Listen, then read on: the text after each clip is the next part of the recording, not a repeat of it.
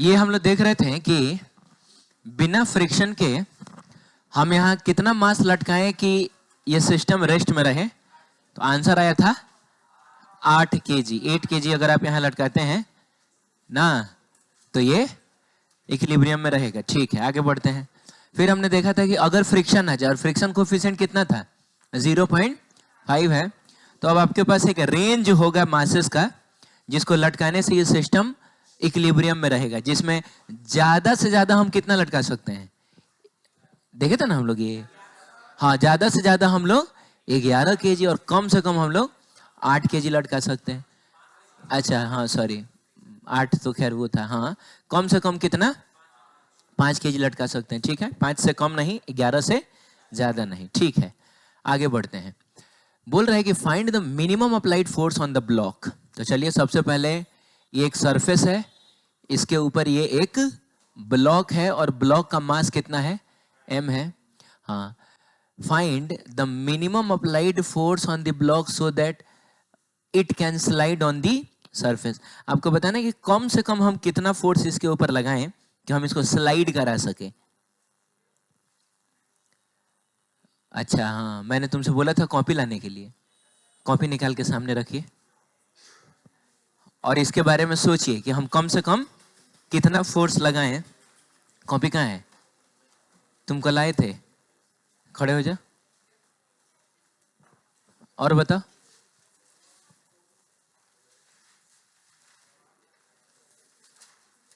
है पूरा फ्रिक्शन है। ये तो लग रहा है कि जल्दी जल्दी में लिखा गया है। थियरी कहाँ है?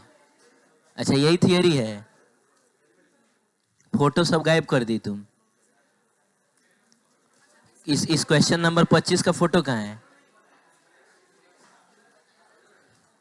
तुम लोग बेवकूफ बनाता हैं? आज छोड़ दिए हैं। जैसे ये बनाई, ऐसे बनाना है, ऐसे। इधर देखो, 25 का फोटो तो तुम्हारा भी गायब लग रहा है। हैं? कितने लोगों का नहीं बना हुआ है? वो अपने से ईमानदारी से खड़े हो जाइए। खड़े हो जाओ, मैं आके पकड़ के चेक करूंगा। तो मुश्किल से 2-3 पेज का होता है ये। खड़े हो जाओ, खड़े हो जाओ। तुम्हारा बना हुआ है? तुम लोग का बना हुआ है? हैं? नहीं तो कल नहीं आए थे तो बना नहीं ना हुआ है। फ्रिक्शन का अभी तक जितना हमने पढ़ा है कॉपी में है कहीं? कहाँ है? घर पे नहीं है? ये खड़े हो जाइए। अरे मैं फिर बैठा दूंगा आपको, अभी मैं बस देखना चाह रहा हूँ कितने लोगों का बना हुआ है। वो कौन है तुम्हारे बगल में? तुम्हारा बना है? थोड़ा सा चेक करके बताना। तो बना है पूरा? 29 तक बना हुआ है उसका। ठीक है, बाकी तुम लोगों का नहीं है। क्या रीजन है?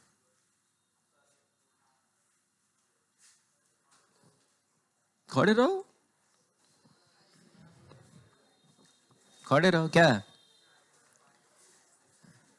आज कंपनी दो मुझको तुम लोग भी। तो खड़े खड़े बताओ कि कम से कम कितना फोर्स अप्लाई किया जाए कि हम इसको मूव करा सकें। अगर मान लीजिए फ्रिक्शन कोफिशिएंट की जो वैल्यू है वो म्यू है। कितनी है?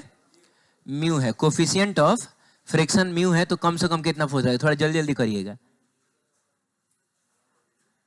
कम से कम हम कितना फोर्स लगाए कि हम इसको मूव करा सके? बहुत खराब बैच है ये, बर्दाश्त से बाहर वाला है। हाँ बोलो। म्यू इंटू, हाँ कुछ लोग कह रहे हैं म्यू, सब लोग कह रहे हैं क्या ये? म्यू इंटू एम जी हमको लगाना पड़ेगा। कहे कि बाबू ऊपर की तरफ नॉर्मल कितना होता है एन, नीचे की तरफ कितना होता है एम जी होता है। ठीक है, और मान लीजिए कि हम इधर फोर्स एफ लगा रहे हैं। ठीक है, बैठ जाओ। तुम लोगों की वजह से जो बना के लाए उसको ठीक से दिखाई नहीं दे रहा है ना। आज भर के लिए मैंने छोड़ दिया है, कल से मैं डेली आपका चेक करूंगा। कॉपी आपको लेके आना ही है, प्रॉपर कॉपी जो है फिजिक्स का। चलिए पीछे का तो अभी मैं पीछे के लिए मैं आपको टाइम दे दूंगा। देखिए लोग सोच रहा था कितना 15 दिसंबर,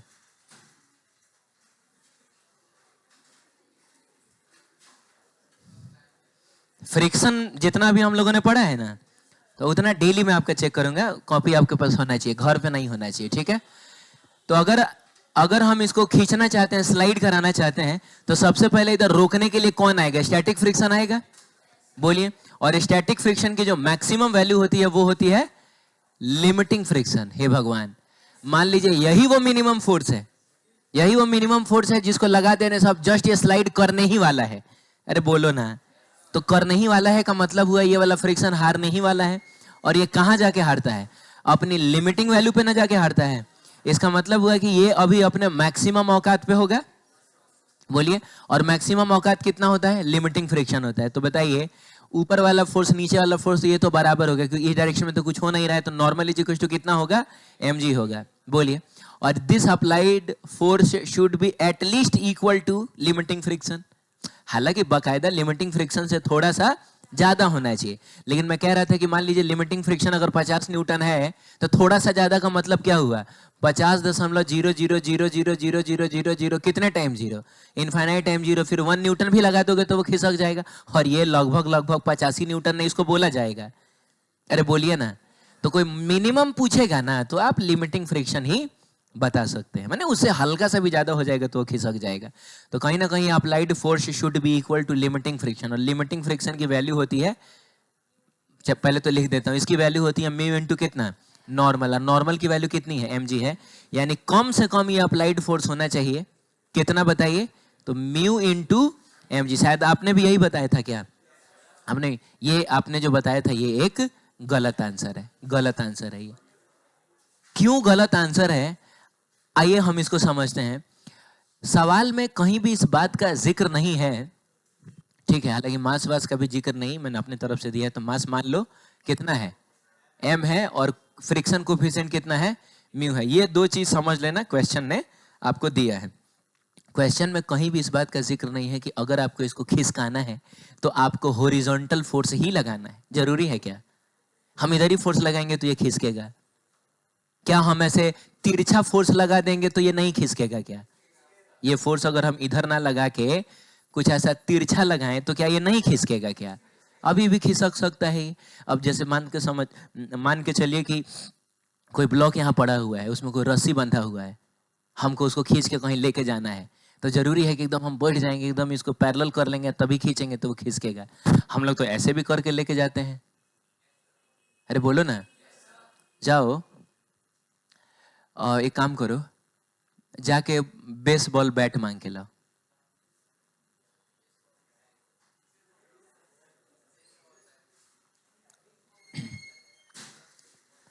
पता नहीं सबको समझ में।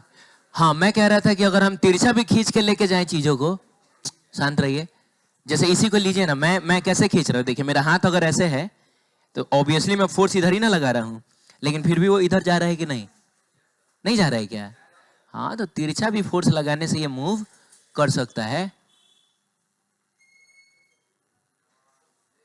तिरछा भी फोर्स लगाने से ये मूव कर सकता है।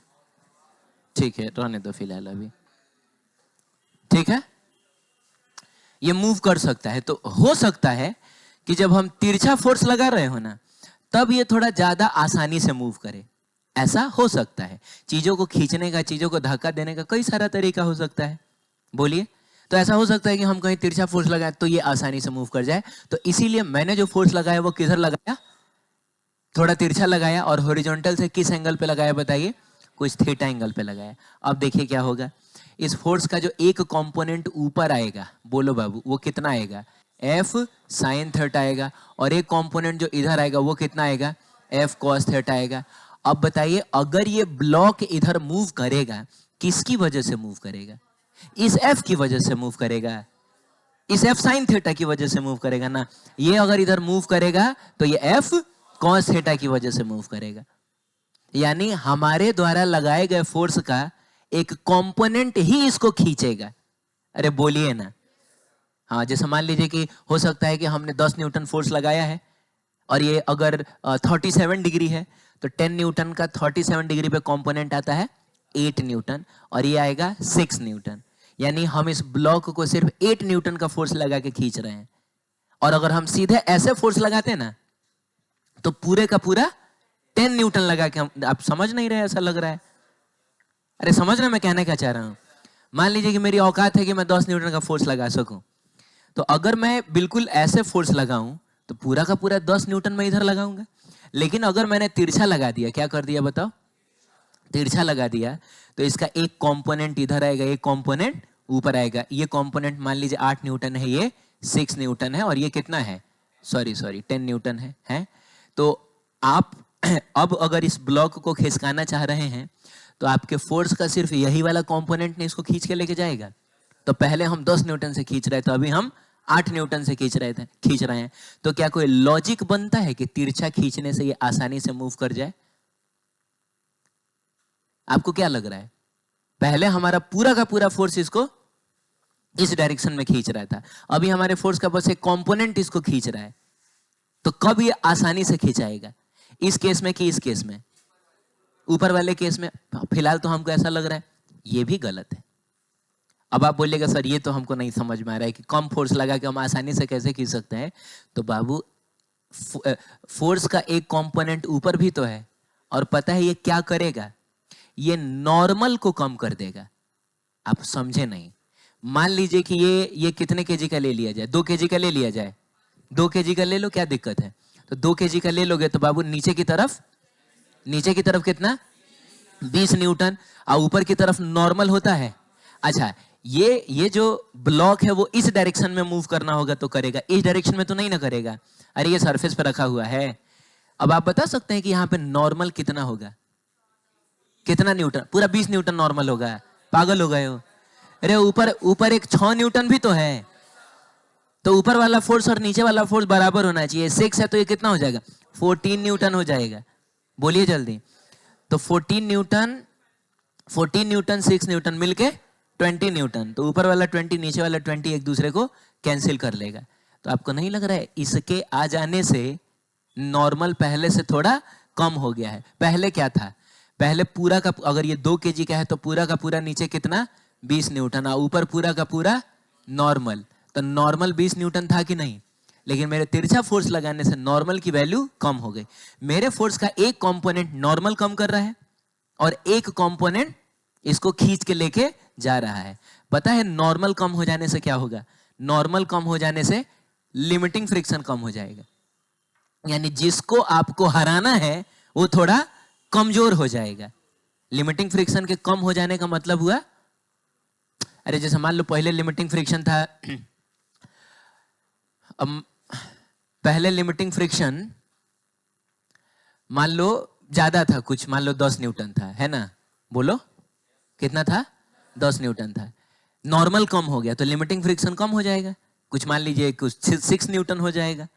तो पहले ये खिंचाएगा 10 न्यूटन फोर्स लगा के, अब ये खिंचाएगा बस 6 न्यूटन का फोर्स लगा के।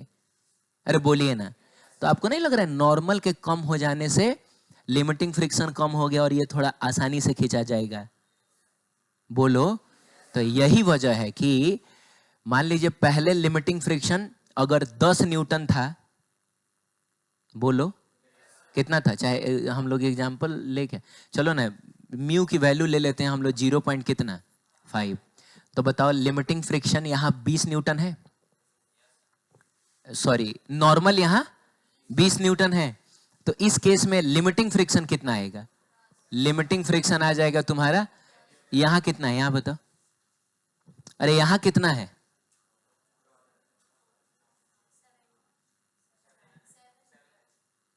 नॉर्मल तो 14 न्यूटन है। तो नॉर्मल अगर 14 न्यूटन है तो लिमिटिंग फ्रिक्शन कितना होगा? 7 न्यूटन होगा। अब यही से देखिए हम लोग समझ जाएंगे। अब आप बताइए कि इसको खिसकाना है और फोर्स आपने इस डायरेक्शन में लगाया है, तो आपको मिनिमम कितना लगाना पड़ेगा? 10 न्यूटन तो लगाना ही पड़ेगा। बोलो बोलो बोलो।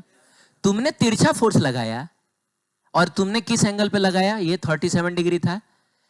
अब बताओ कि इस डायरेक्शन में तुमको कितना फोर्स लगाना पड़ेगा? बस 7 न्यूटन। और तुमने लगा कितना दिया है? ये तो बहुत आसानी से खिंचाएगा। यानी अब हमारे पास पॉसिबिलिटी है कि हम इसको थोड़ा और कम कर सकते हैं। नहीं समझे आप? ये 10 है तब नहीं 8 आया है। हमको 8 नहीं चाहिए, हमको तो बस 7 ही चाहिए। तो हमारे पास पॉसिबिलिटी है कि हम इसको और कम कर सकते हैं। यहां पर पॉसिबिलिटी नहीं है। यहां पर कम से कम कितना लगाना पड़ेगा? 10 न्यूटन लगाना पड़ेगा। यहां पर आप 10 से इतना कम कर दीजिए कि 8 से कम होकर कितना हो जाए? 7 हो जाए। बोलो। तो मतलब मोटा मोटी, अब पता नहीं आप लोगों को ये समझ में आ रहा है कि नहीं, हो क्या रहा है। मेरे तिरछा फोर्स लगाने से नॉर्मल कम हुआ, नॉर्मल कम होने से लिमिटिंग फ्रिक्शन कम हो जाएगा। पहले कम से कम 10 न्यूटन फोर्स इधर लगना चाहिए, लेकिन अब 7 न्यूटन फोर्स पर ये खिसक जाएगा। अरे बोलिए। हाँ, तो मेरे हिसाब से देखा जाए तो इससे ज्यादा फायदा ऐसे फोर्स लगाने में है। अरे बोलिए। ठीक है।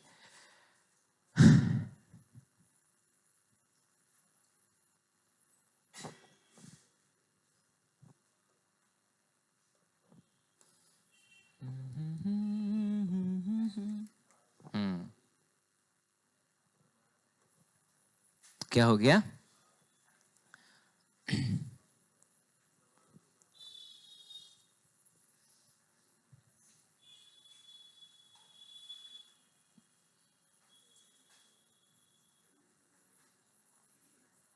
चलो देखो।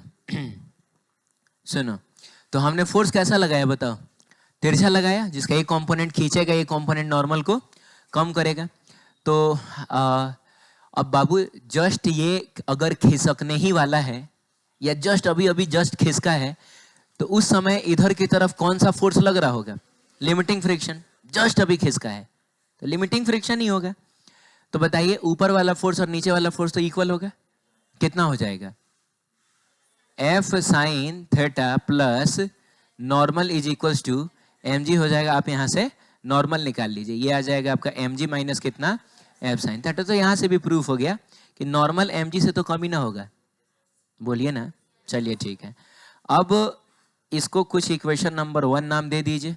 बताइए, इस डायरेक्शन वाला फोर्स और इस डायरेक्शन वाला फोर्स भी इक्वल होगा, क्योंकि जस्ट अभी खिसका है। तो जस्ट खिसकने का मतलब हुआ है कि कहीं ना कहीं ये इससे हल्का सा ही ज्यादा है।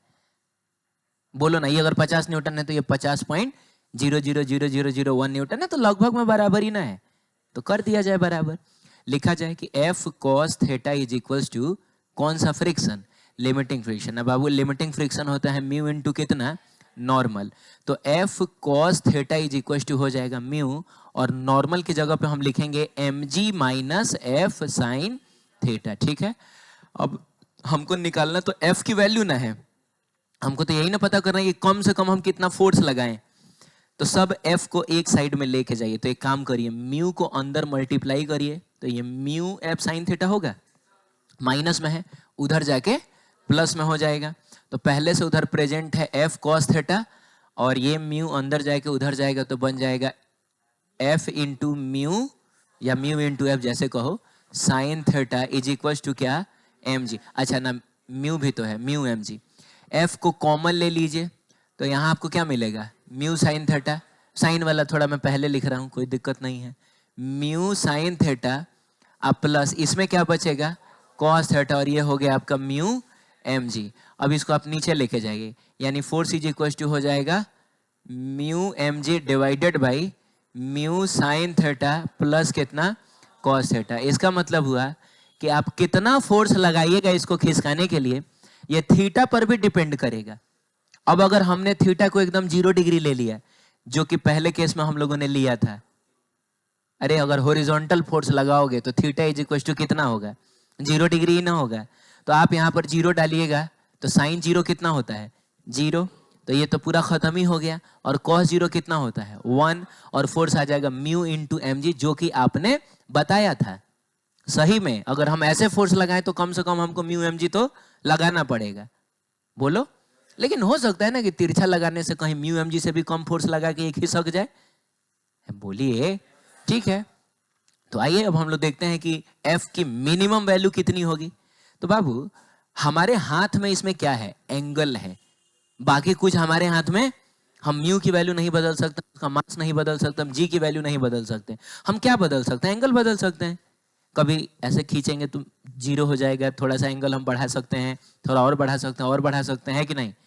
तो हम इसी में फेरबदल करके एफ को मिनिमम करना चाह रहे हैं। तो जो एंगल वाले टर्म्स हैं वो सब नीचे हैं। अब बताइए ना, नीचे वाले टर्म्स को क्या किया जाए कि ये मिनिमम हो जाए? मैक्सिमम किया जाए। आप इनको मैक्सिमम कर दीजिए तो ये मिनिमम हो जाएगा।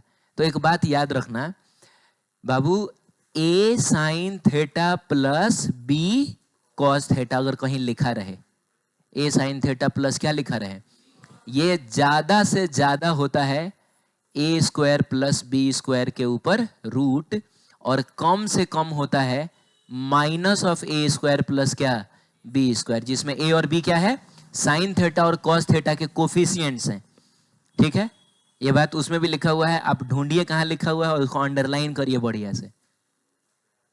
ए sine theta plus B sine theta है रे, A sine theta plus B cos theta ज्यादा से ज्यादा कितना होता है, under root A square plus B square, और कम से कम कितना होता है, minus of under root A square plus B square होता है, कम से कम इतना होता है ना।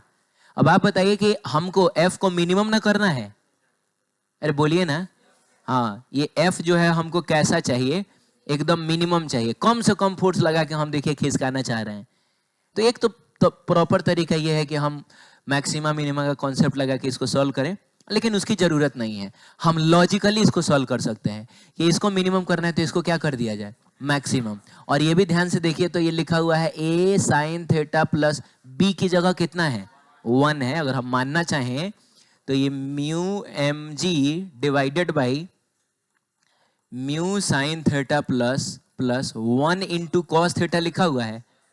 तो आपको नहीं लग रहा है कि ए की जगह म्यू है और बी की जगह 1 है? हम इस चीज को मैक्सिमम करने जा रहे हैं, और मैक्सिमम वैल्यू होती है under root A square plus B square. तो देखिए ऊपर वाला तो वैसा ही रहेगा म्यू एम जी, और नीचे वाला मैक्सिमम हो जाएगा तो म्यू स्क्वायर प्लस 1 का स्क्वायर, तो 1 का स्क्वायर तो 1 ही ना रहेगा। तो ये होगा तुम्हारा मिनिमम फोर्स, ये मिनिमम फोर्स होगा। और यकीन मानिए ये म्यू एम जी से कम है। अरे mu M G divided by something ना है, और ये जो समथिंग है वो 1 से बड़ा है। अगर सिर्फ अंडर रूट 1 होता तो ये 1 होता, अरे ये वाला चीज, अरे अंडर रूट 1 तो 1 ही ना होता है, लेकिन 1 में हमने कुछ जोड़ा है, बोलो। तो जाहिर सी बात है इसका आंसर जो होगा वो 1 से तो बड़ा ही होगा। और कभी भी 1 से बड़ी चीज से डिवाइड करोगे तो ओवरऑल चीजें छोटी हो जाती हैं। जैसे 10 को अगर तुम 2 से डिवाइड कर दो, 3 से डिवाइड कर दो, 10 से डिवाइड कर दो, तो ये जितना बड़ा रहेगा ये और छोटा होता जाएगा कि नहीं? हाँ, तो म्यू एम जी को तुम 1 से बड़ी चीज से डिवाइड कर रहे हो तो ओवरऑल जो आंसर होगा वो म्यू एम जी से तो छोटा ही ना होगा। तो ये इसका आंसर होगा। ठीक है, इसका सोल्यूशन भी मैंने उसमें दे दिया है। आप चाहें तो इस रिजल्ट को डायरेक्ट याद रख सकते हैं। Minimum force mu M G नहीं होगा, वो म्यू एम जी अपन under root mu square plus 1 होगा। ठीक, दोबारा समझना है? कोई है जिसको ये समझ में आया है? हाथ उठाओगे? कितने लोगों को ये समझ में आए कि क्या हुआ है इधर? हाथ ठीक से उठाओ ना यार, ठीक से उठाओ। एक आदमी को, और 2-3 आदमी। तुम लजा कहाँ रहा है?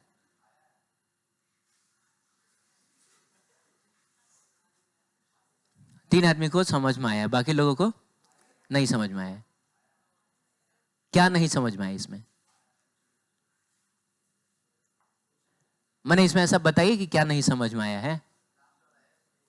क्या?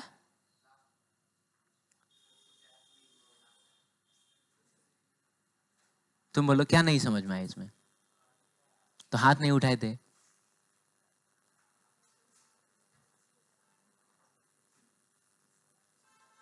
तो फिर मैंने बोला कि किसी को पूछना है तो तुमने पूछा भी नहीं था।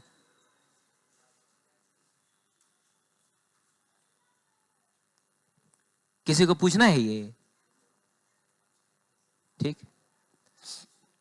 चलिए कोई बात नहीं, आगे बढ़ते हैं। एक चीज और मैं आपको बता दूं कि जैसे किसी भी चीज को धक्का दे के खिसकाना आसान है कि उसको खींच के खिसकाना आसान है। तो हालांकि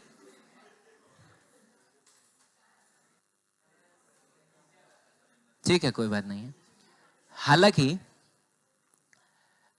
ये सिचुएशन डिपेंडेंट होता है कि हम फोर्स कहाँ लगा रहे हैं, लेकिन जनरल बात अगर हम करें तो मान लीजिए कि कोई एम मास का ऑब्जेक्ट है और इसको हम लोग पहले धक्का दे रहे हैं, क्या कर रहे हैं बताइए? चाहे पहले हम लोग खींच रहे हैं पिछली बार की तरह ऐसे खींच रहे हैं, और एक बार हम इसको धक्का दे के खिसका रहे हैं। हम ऐसा कर सकते हैं, जैसे मान लीजिए हमको इसी को खिसकाना है, ठीक है, तो इसको खिसकाना है तो मेरे पास एक तरीका ये है कि मैं ऐसे धक्का दे के खिसकाऊं, एक तरीका ये है कि मैं इसको ऐसे करेगा। हालांकि इसके पास मास उतना नहीं है, चलो रहने तो, हमारे पास चेयर है ना, तो हम लोग इससे समझेंगे, ठीक है। एक तरीका मेरे पास ये है कि मैं इसको ऐसे खींच के खिसकाऊं, ठीक है। हालांकि चेयर का एग्जांपल उतना बढ़िया नहीं रहेगा क्योंकि वहां रोलिंग फ्रिक्शन हो रहा है, ठीक है, हमको काइनेटिक फ्रिक्शन चाहिए था। लेकिन एक तरीका है कि हम लोग ऐसे धक्का दे के भी इसको खिसका सकते हैं। तो सवाल है कि दोनों में से कौन सा ज्यादा आसान होगा? दोनों बराबर आसान होगा कि इसमें से कोई ज्यादा आसान होगा, कोई थोड़ा मुश्किल रहेगा? खींचना आसान होता है कि धक्का देना आसान होता है? खींचना आसान होता है, हैं? हाँ, तो कैसे डिपेंड करता है? तुम लोग मजाक बना रहे हो क्या?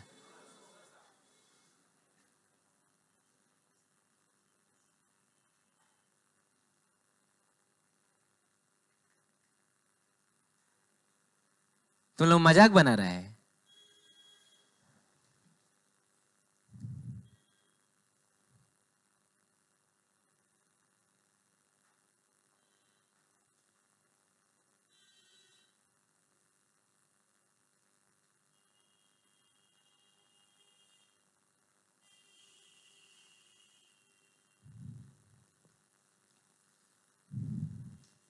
जिंदगी भर ऐसे ही भीड़ में ताली बजाते रहोगे?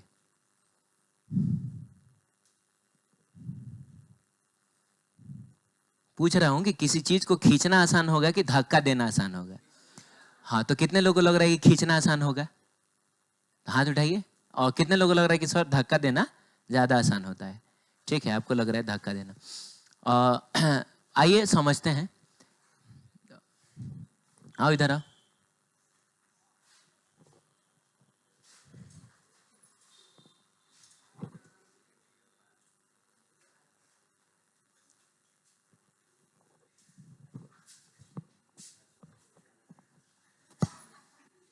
तुमको हाथ ऐसे सीधा रखना है, हाँ पकड़ो इसको, और तुमको खिसकाना है। लेके जाना मकसद नहीं है, बस ये खिसक जाना चाहिए। अभी खिसका, कोशिश करो खिसका। अब पहले आराम से।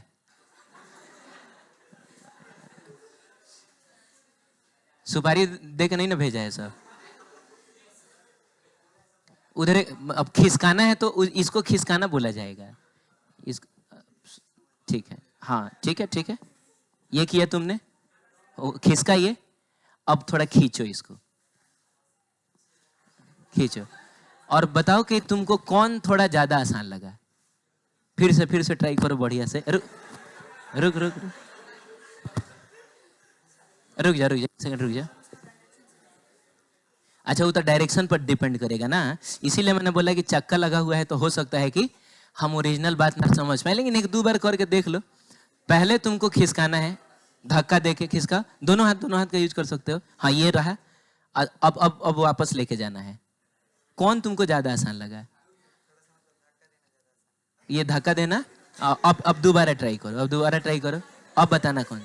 ठीक है, खींचो खींचो खींचो, खींच के लेके जाओ। क्या ज्यादा आसान लग रहा है?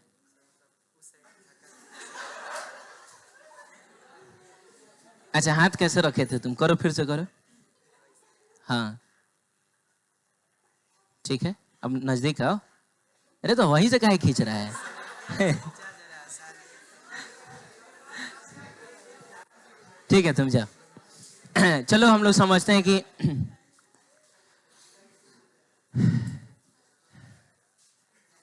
ये सवाल जनरली पूछा जाता है। जैसे मान लो कोई सूटकेस है, तो हम उसको ऐसे धक्का लेके जाएं, धक्का दे के लेके जाएं, या फिर हम उसको खींच के लेके जाएं, तो दोनों में से कौन सा ज्यादा आसान रहेगा? ठीक है, तो अब खींचना आसान होगा कि धक्का देना आसान होगा? आइए हम थियोरेटिकली समझते हैं। इसमें होता क्या है ना, कि फोर्स का जो एक कंपोनेंट होगा वो नॉर्मल को कम करता है। यहाँ पर जैसे मान लीजिए कि वही पिछली बार की तरफ अगर ये 2 kg का है और हमने कुछ 10 न्यूटन का फोर्स लगाया है, तो इधर की तरफ कितना था? 8 न्यूटन। ये 37 डिग्री था और ये कितना था बताइए? ये 6 न्यूटन था। ऊपर की तरफ नॉर्मल होगा और नीचे की तरफ mg 20 न्यूटन होगा। तो यहाँ पर जो नॉर्मल होगा वो कितना होगा? तो वो 14 न्यूटन हो जाएगा। दोनों को मिल के ना 20 होना है, तो ये 14 न्यूटन। इसका मतलब हुआ कि इस केस में अगर हम म्यू की वैल्यू कितनी ले लें? 0.5 ले लें, तो लिमिटिंग फ्रिक्शन हो जाएगा आपका कितना? 7 न्यूटन। यानी इधर की तरफ 7 न्यूटन भी रहेगा ना, तो आप इसको खींच सकते हैं। और जाहिर सी बात है इधर की तरफ है कितना? 8 न्यूटन, तो खिंचाएगा ही। लेकिन इसी चीज को अगर हम 37 डिग्री इसको मानते हुए, इसको 10 न्यूटन मानते हुए, और वही 2 kg की चीज और वही 0.5 फ्रिक्शन कोफिशिएंट है, बोलिए ना। इस केस में देखें तो नीचे की तरफ अब की बार आएगा 6 न्यूटन, इधर की तरफ कितना आएगा? 8 न्यूटन। अरे बाबू, इसका कंपोनेंट इधर और नीचे टूटेगा ना। नीचे की तरफ कितना था पहले से? 20 न्यूटन, और ऊपर की तरफ क्या लगेगा? नॉर्मल लगेगा। इस ब्लॉक को अगर मूव करना भी होगा तो कैसे मूव करेगा? इधर की तरफ मूव करेगा, ठीक है।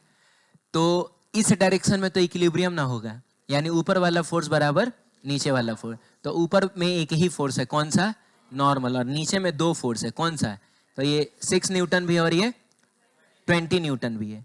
बोलिए, तो 6 और 20 कितना हो जाएगा? 26 न्यूटन हो जाएगा। और इस केस में लिमिटिंग फ्रिक्शन की वैल्यू कितनी होगी? तो 0.5 इंटू कितना? 26 न्यूटन, मिला जुला के आएगा कितना? 13 न्यूटन आएगा। यानी अगर आपको इसको खिसकाना है तो कम से कम कितना चाहिए? 13 न्यूटन। आपने लगाया इधर कितना है? ये खिसकने वाला नहीं है, बहुत ज्यादा फोर्स आपको लगाना पड़ेगा तब जाके ये खिसकेगा। तो किसी भी चीज को ऐसे धक्का देना, उसमें तो चक्का लगा हुआ है, तो आसान और मुश्किल जो है ना, वो चक्का के डायरेक्शन पर डिपेंड करेगा। अगर चक्का पहले ही से ही डायरेक्शन में है तो हो सकता है कि ये ज्यादा आसान हो। अब चक्का कुछ इस तरीके से है कि इसको उधर ही भेजना आसान है। अब इधर भेजने से पहले उस चक्का को मोड़ना पड़ेगा ना, तो इसीलिए आपको लग रहा है कि खींचना मुश्किल है। अरे बोलिए ना। तो अब देखिए, अब इधर आ गया है, तो अब आपको ये आसान लगेगा। अब उधर भेजना थोड़ा सा चक्का को फिर से देखिए मोड़ना पड़ रहा है। तो इसलिए ये एग्जाम्पल उतना बढ़िया नहीं था। इसमें तो मास ही बहुत कम है, तो हम लोग शायद इसमें भी महसूस ना कर पाए। लेकिन यहाँ पर तो हमको समझ में आ रहा है ना, जैसे धक्का लेके जाना मुश्किल है, खींच के लेके जाना आसान होता है, ठीक है। चलिए, यहाँ पर जो हमारे फोर्स का कंपोनेंट है वो नॉर्मल को कम कर रहा है। कितना कर दिया है? 14 न्यूटन। और यहाँ हमारे फोर्स का जो कंपोनेंट है वो नॉर्मल को बढ़ा रहा है। कितना कर दिया है? 26 न्यूटन कर दिया। नॉर्मल बढ़ेगा, लिमिटिंग फ्रिक्शन बढ़ेगा। लिमिटिंग फ्रिक्शन बढ़ेगा तो जिसको आपको हराना है वो और ताकतवर हो गया है, तो हराना मुश्किल रहेगा, ठीक है। चलिए, ये चीज था। बात करेंगे काइनेटिक फ्रिक्शन की। तो काइनेटिक फ्रिक्शन तब आता है जब एक सरफेस दूसरे सरफेस के ऊपर स्लाइड करे।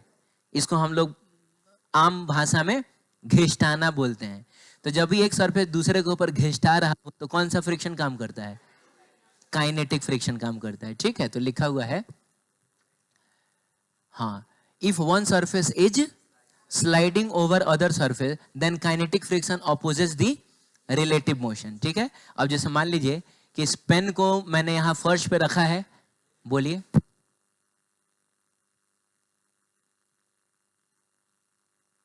मैंने रखा है, तो जाके वहां पे वो रुक गया। किसकी वजह से रुका है? फ्रिक्शन की वजह से रुका है। क्या यहां सरफेस स्लाइड कर रहा था क्या? तो कौन सा फ्रिक्शन लग रहा था? स्टैटिक लग रहा था कि काइनेटिक लग रहा था? काइनेटिक लग रहा था। तो वो काइनेटिक फ्रिक्शन कर क्या रहा है? रिलेटिव मोशन का अपोज ही न कर रहा है। वो नहीं चाहता है कि ग्राउंड के रेस्पेक्ट में ये पेन मूव करे, वो नहीं चाहता है कि स्लाइडिंग हो। तो रिलेटिव मोशन को अपोज करने के लिए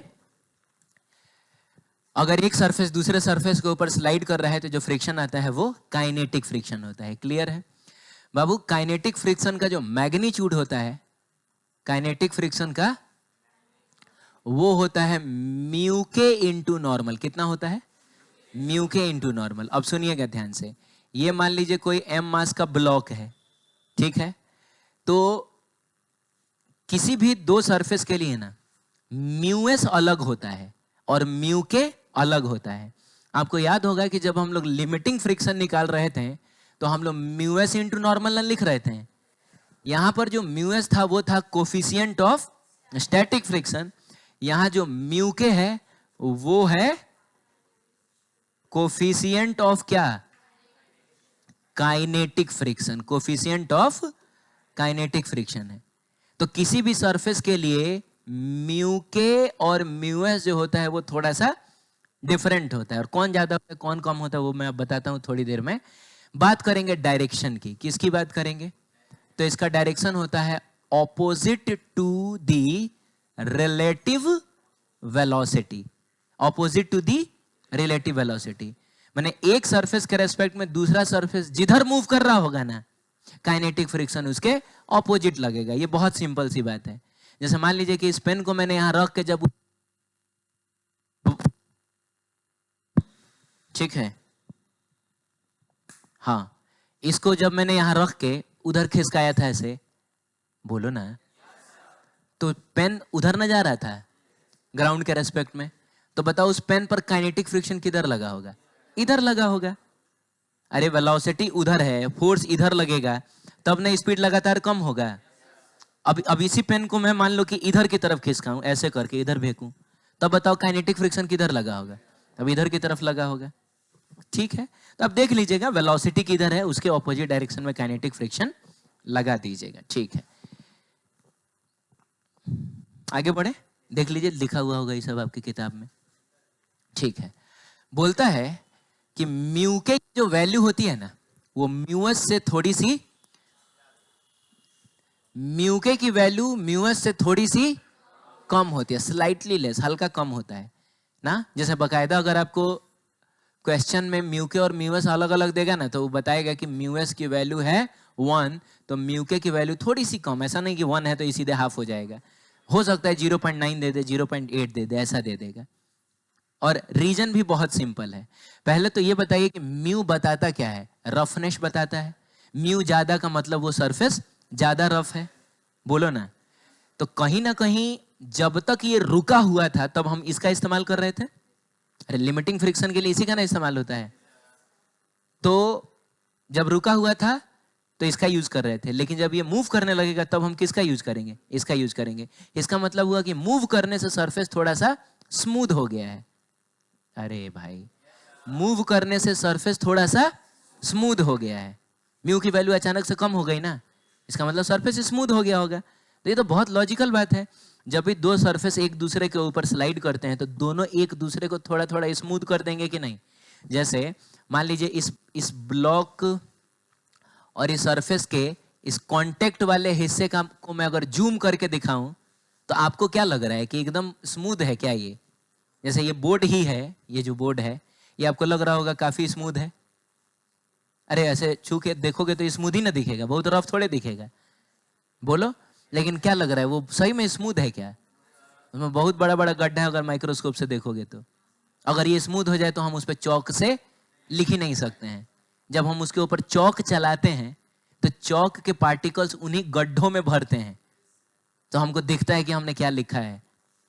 बोलिए ना, कुछ भी दुनिया में स्मूथ नहीं है, सब में गड्ढे हैं। तो अगर हम इनको थोड़ा सा जूम करके देखें ना तो वो हमको ऐसा दिखेगा, इस टाइप से दिखेगा, ऐसे इस टाइप से, समझ रहे हो? ये नीचे वाले हिस्से को मैंने ड्रॉ किया है, इस सरफेस के ऊपर वाले हिस्से को ड्रॉ करूं तो वो कुछ इस टाइप से दिखेगा, समझ रहे हो? तो मतलब हुआ क्या है कि यहां पर इंटरलॉकिंग हो गई है। क्या हो गई है? इंटरलॉकिंग हो गई है। अब अगर आप इसको खींचिएगा तो इन्हीं इंटरलॉकिंग्स की वजह से खींचना आपके लिए मुश्किल हो रहा है। देखो फंसा हुआ है, लेकिन एक बार ये खींचा गया तो अगर यहाँ वाला हिस्सा जो कि थोड़ा इस टाइप से है, बोलिए ना, अगर ये खिसक गया तो आपको नहीं लग रहा है कि ये इसको थोड़ा सा स्मूथ बना देगा? चाहे ये वाला सरफेस इसको भी थोड़ा सा स्मूथ बना देगा, तो ये जो है वो थोड़ा इस टाइप से हो जाएगा घिसटाने की वजह से। अरे नोक जो है वो थोड़ा टूट नहीं जाएगा इसका। तो क्या है कि घिसटाने की वजह से ना दोनों सरफेस एक दूसरे को थोड़ा थोड़ा स्मूथ कर देते हैं। इसी वजह से जब काइनेटिक फ्रिक्शन आता है तो उसके कोफिशिएंट की वैल्यू थोड़ी सी कम हो जाती है, सरफेस थोड़ा स्मूथ बिहेव करने लगता है। क्लियर है?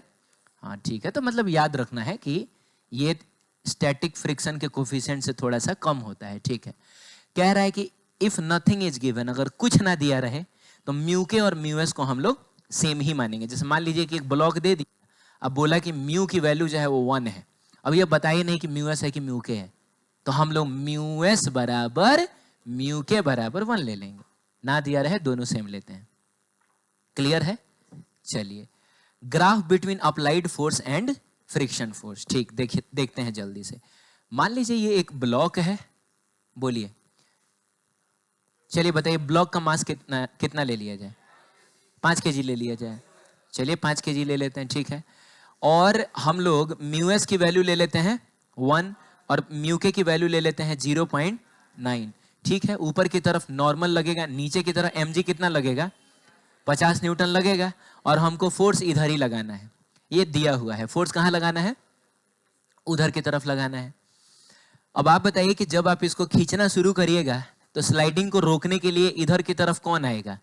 फ्रिक्शन आएगा। तो पहले तो स्टैटिक फ्रिक्शन आएगा, अगर बहुत कम फोर्स लगाओगे तो जरूरी थोड़ा ही खिसक जाएगा, स्टैटिक फ्रिक्शन रोक देगा। ज्यादा फोर्स लगा दोगे तो खिसक भी सकता है, तब काइनेटिक फ्रिक्शन आएगा। तो इसीलिए ना मैंने यहाँ एस लिखा है ना मैंने यहाँ के लिखा है, क्योंकि मुझको नहीं पता है कि मैं कितना फोर्स लगा रहा हूं। बोलिए, हाँ, फोर्स के हिसाब से ये अपना नेचर बदलेगा। ठीक है, नेचर भी बदलेगा, मैग्नीट्यूड भी बदल सकता है ना? हाँ, तो हमको ग्राफ ड्रॉ करना है फोर्स वर्सेस किसका? फ्रिक्शन का। ठीक है, अब बताइए पहले कि लिमिटिंग फ्रिक्शन इस केस में होगा कितना? तो लिमिटिंग फ्रिक्शन होता है म्यू एस इंटू नॉर्मल। और बाबू नॉर्मल की वैल्यू कितनी है? 50 न्यूटन है। इस डायरेक्शन में तो मूवमेंट नहीं ना हो रहा है, यानी ऊपर वाला फोर्स इज इक्वल टू नीचे वाला फोर्स। म्यू एस की वैल्यू कितनी दी गई है? 1। म्यू एस की वैल्यू कितनी है? 1 है। और नॉर्मल कितना है? 50 न्यूटन है। तो मिला जुला के कितना हो जाएगा? 50 न्यूटन हो जाएगा। इसका मतलब हुआ कि अगर आपको इसको खिसकाना है तो ये फोर्स कम से कम कितना होना चाहिए? 50 न्यूटन। 50 से थोड़ा सा ज्यादा रहेगा तब ये खिसक जाएगा। ठीक है, चलो हमने क्या किया कि 10 न्यूटन का फोर्स लगाया। कितने का बताओ? ये जो डॉट है वो 10 न्यूटन के फोर्स ना, सबसे पहले हमने कोई फोर्स ही नहीं लगाया, 0 न्यूटन। पहले इस फोर्स को आप कितना रखिए? फोर्स को कितना रखिए? 0 रखिए। तो बताइए फ्रिक्शन कौन सा होगा? फोर्स लगाया ही नहीं है, फोर्स लगा के हम इसको खींच ही नहीं रहे हैं, तो बताइए यहां पर फ्रिक्शन कौन सा होगा? स्टैटिक होगा, काइनेटिक होगा, कौन सा होगा? स्लाइडिंग हो ही नहीं रहा है, तो कौन सा फ्रिक्शन होगा? तो इसका सही जवाब है कोई फ्रिक्शन, क्योंकि फ्रिक्शन तब आता है या तो स्लाइडिंग हो रही हो ना तो स्लाइडिंग की टेंडेंसी हो। अब जब हम फोर्स लगा ही नहीं रहे हैं तो इसके कहीं स्लाइड करने की टेंडेंसी है? बोलो ना। हाँ, तो इसका मतलब हुआ कोई फ्रिक्शन नहीं लगेगा। ठीक है, चलिए हमने क्या किया, इधर 10 न्यूटन का फोर्स लगाया। कितने का? ये डॉट 10 न्यूटन को रिप्रेजेंट कर रहा है। तो बताओ खिसक जाएगा? ये नहीं खिसकेगा, क्योंकि कम से कम कितना लगाना पड़ेगा? 50 न्यूटन। नहीं खिसकेगा। तो बताओ इधर फ्रिक्शन कितना आएगा? 10 ही न्यूटन आएगा। कौन सा आएगा? स्टैटिक वाला आएगा। तो 10 न्यूटन फोर्स अप्लाई किया, 10 न्यूटन का फ्रिक्शन, यानी कि इन दोनों के कॉरस्पॉन्डिंग ये वाला ना पॉइंट होगा। अरे फोर्स 10 न्यूटन तो फ्रिक्शन भी 10 न्यूटन। चलिए हमने इसको 20 न्यूटन किया। फोर्स को कितना किया? 20 न्यूटन किया। तो बताइए खिसकेगा? नहीं खिसकेगा। फ्रिक्शन कौन सा? स्टैटिक। कितना? अरे कितना? 20 न्यूटन। Very good. तो 20 न्यूटन फोर्स अप्लाई करोगे तो 20 न्यूटन का ही फ्रिक्शन लगेगा, यानी कि हम यहां पर हैं कहीं। ठीक है, बोलिए बोलिए। चलिए ठीक है, उसके बाद बताइए हमने 30 न्यूटन फोर्स लगाया। 30 न्यूटन। खिसकेगा? नहीं खिसकेगा। फ्रिक्शन कौन सा? स्टैटिक। कितने का? 30 न्यूटन का। यानी हम कहां पर हैं बताइए? हम है कहीं यहां पर। ठीक है, हमने देखिए 40 न्यूटन लगाया। बोलो खिसकेगा? नहीं खिसकेगा। फ्रिक्शन कितना? 40 न्यूटन। हम कहां हैं? तो कहीं यहां पर है। बोलिए, समझ रहे हैं? चलिए हमने 50 न्यूटन फोर्स लगा दिया। खिसकेगा?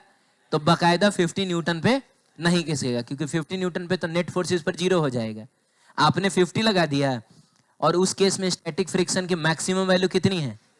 हाँ, तो उधर भी 50 न्यूटन लग गया, नेट फोर्स 0 होगा, नहीं खिसकेगा। तो हमने 50 तो फ्रिक्शन भी 50। चलिए हम हैं यहाँ पे, इसका मतलब हुआ इन सारे पॉइंट्स को मिलाया जाएगा तो एक स्ट्रेट लाइन हमको मिलेगा, एकदम बीचों बीच मिलेगा। ये 45 डिग्री होगा, क्योंकि जितना इधर था उतना ही इधर भी था, तो ये ना ज्यादा इधर झुका होगा ना ज्यादा उधर झुका होगा, ये कहाँ होगा, एकदम बीचों बीच होगा। लेकिन सुनिए, अब आप 50 से जस्ट थोड़ा सा फोर्स ज्यादा लगाइए, 50.00001 न्यूटन भी अगर लगाइएगा तो अब ये खिसक जाएगा। क्या होगा बोलो? देखिए कल अगर कॉपी आपका कंप्लीट नहीं रहेगा, बहुत मार मारूंगा मैं आपको। मूड मेरा तुम लोग खराब कर दिए हो। मैंने आज बैठा दिया है, तुम अब मजाक बना ले रहे हो। ठीक है, मैं ज्यादा की उम्मीद भी नहीं कर रहा हूं तुमसे, उतनी उतनी औकात ही नहीं है आपकी कि मैं बोलूं कि शुरू से लेके आज तक कल आके हमको दिखाओ। ठीक है, तो तुम्हारे औकात के हिसाब से इतना तो मैं समझ रहा हूं कि अगर तुम यहाँ के डेली बैठ रहे हो तो कम से कम 2-3 पेज अगर दिन भर में तुमको लिखना है तो उतना लिख सकते हो, इतना मैं समझ रहा हूँ, इतना औकात है तुम्हारा। ठीक है, तो कल आना तो वो लेके आना, फ्रिक्शन कम से कम कंप्लीट होना चाहिए। कितना होगा देखो ना, जिसका कंप्लीट है मुश्किल से 2 से 3 पेज होगा, और क्या होगा, 4 पेज होगा, तो वो कर ही क्या आना कल। ठीक है, फ्रिक्शन को, शांत रहिए, अब इस फोर्स को आप 50 से थोड़ा सा ज्यादा करिए। 50 से थोड़ा सा ज्यादा करने का मतलब हुआ 50.0000001 न्यूटन करिए। अब तो ये खिसकेगा ना, अरे अब तो ये खिसकेगा ना, और अगर अब खिसकेगा तो पीछे अभी भी स्टैटिक फ्रिक्शन लगेगा। कौन सा फ्रिक्शन लगेगा? Kinetic friction. और बाबू काइनेटिक फ्रिक्शन की वैल्यू होती है म्यू के इंटू नॉर्मल। बताओ जल्दी, म्यू के की वैल्यू कितनी है? 0.9 है, और नॉर्मल कितने का है? 50 न्यूटन। मिला जुला के कितना आएगा? 45 न्यूटन। इसका मतलब हुआ कि 50 न्यूटन थोड़ा सा भी ज्यादा फोर्स करोगे, फ्रिक्शन की वैल्यू अचानक से कम होके कितनी हो जाएगी? 45 हो जाएगी। अचानक से कम होके कितनी हो जाएगी? तो इसका मतलब हुआ ग्राफ ऐसे जाएगा जाएगा, यानी फ्रिक्शन लगातार बढ़ ना रहा है। एक मिनट, तुम फोर्स को लगातार बढ़ा रहे हो तो फ्रिक्शन भी लगातार बढ़ रहा है, बढ़ रहा है। लेकिन जैसे ही लिमिटिंग फ्रिक्शन से ज्यादा फोर्स तुम लगाओगे, अब फ्रिक्शन स्टैटिक से काइनेटिक में कन्वर्ट होगा, और काइनेटिक फ्रिक्शन लिमिटिंग फ्रिक्शन से कम हो जाएगा।